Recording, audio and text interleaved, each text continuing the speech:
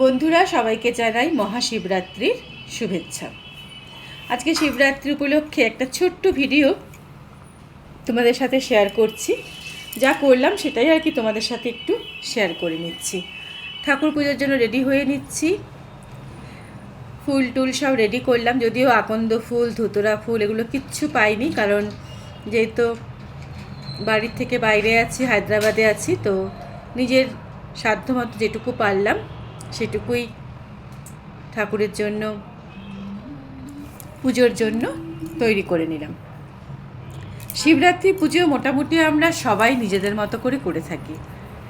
অবশ্য এখন আর সেই রকম একেবারে নির্জলা উপবাস থেকে পুজো আর করা সম্ভব হয় না, কারণ আর গলব্লাডারের অপারেশনের পরে তো একদমই আমি জানি না কেন আমি একেবারেই উপোস করতেই পারি না।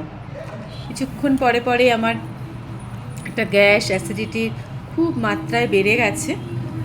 তো ভাবলাম যে আগে ঠাকুর পুজো করে নিই, তারপরে একটু ফল টল খেয়ে নেব। ফল টল খেলেও যদিও অ্যাসিডিটি হয়।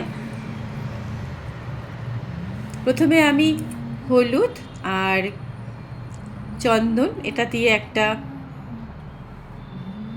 ঠাকুরের গায়ে, শিবলিঙ্গে আমি এটাকে, এই প্রলেপটাকে ঠাকুরের গায়ে আগে লাগিয়ে নিই। দেখতে পাচ্ছেন হলুদ আর চন্দন। কি ভাল লাগে না ঠাকুরের এই শিবরাত্রিটা, আমার ভীষণ ভাল লাগে। তো এটা হয়ে যাওয়ার পরে আমি পরিষ্কার গঙ্গা জল মিশ্রিত পরিষ্কার জল দিয়ে আমি আবার এটাকে ধুয়ে দিই। তারপরে দেব মধু। এবার মধু দিয়ে সুন্দর করে ঠাকুরের আবার লেপন করব ঠাকুরের গাত্রে। তারপরে আবার ঠাকুরকে স্নান করাবো। যতবার আমি এগুলো দিয়ে স্নান করাবো ততবার কিন্তু আবার সুন্দর পরিষ্কার জলেও একবার করে স্নান করে নেব। এবার দেব ঘৃত। এবার ঘি দিয়ে সুন্দর করে ঠাকুরের প্রলেপ লাগাবো। তারপরে আবার কিন্তু গঙ্গা জল দিয়ে ঠাকুরকে স্নান করিয়ে নেব। এবারে দেব ঘৃত, মধু, দুগ্ধ, চন্দন, হলুদ এই সমস্ত দিয়ে ঠাকুরকে স্নান করানোর পরে পরিষ্কার একেবারে জল দিয়ে ঠাকুরকে স্নান করিয়ে নেব। এবার ঠাকুরকে ঠাকুরের সিংহাসনে বসিয়ে দেব। এই মহাদেব শিবশম্ভু কিন্তু আমার সঙ্গে সঙ্গে সব জায়গায় ঘুরে বেড়ান। আমি যেখানে যেখানে যাই ব্যাগের মধ্যে করে ইনিও সেখানে সেখানে ঘুরতে যায়। এবারে আমি ফুল দিয়ে ঠাকুরকে পুষ্পাঞ্জলি দিয়ে নিলাম। এই যে বললাম আকন্দ ফুল, ধুতরা ফুল কিচ্ছু পাইনি, শুধু এই গাঁদা ফুল পেয়েছি। 5 রকমের ফল, ধূপদীপ জ্বালিয়ে নিলাম। তো আবার 4 প্রহরের পুজোর এটা দ্বিতীয় পুজোটা আপনাদের দেখাচ্ছি। এবার একটু আরতি করে নিলাম ঠাকুরকে।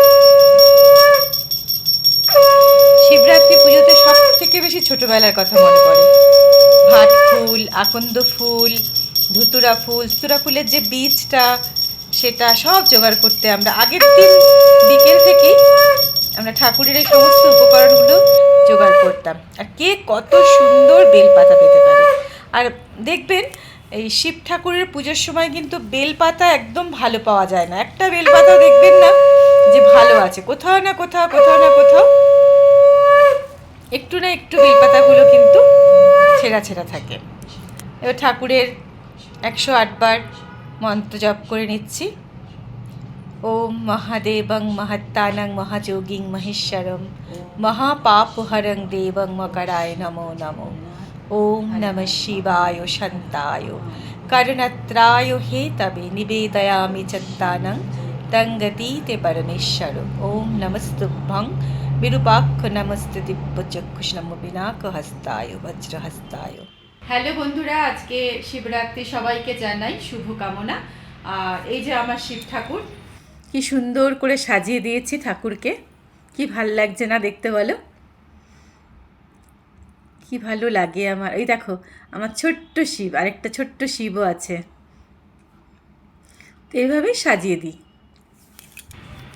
তো বন্ধুরা আজকে এইভাবেই শিবরাত্রি পুজো করলাম। আমি তো 4 বার ঠাকুরের মাথায় জল ঢালি।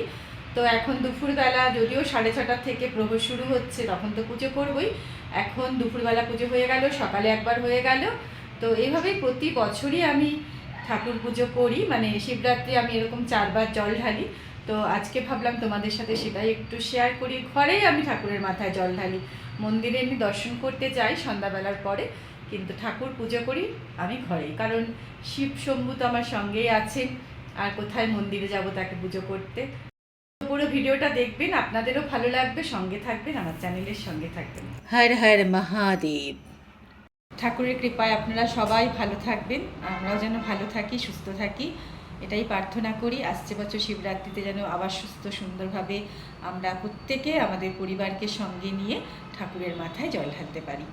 এবার ব্রতকথা তো হয়ে গেছে, সন্ধ্যাবেলার পরে দেখি কি কি খাওয়া দাওয়ার ব্যবস্থা করা যায়।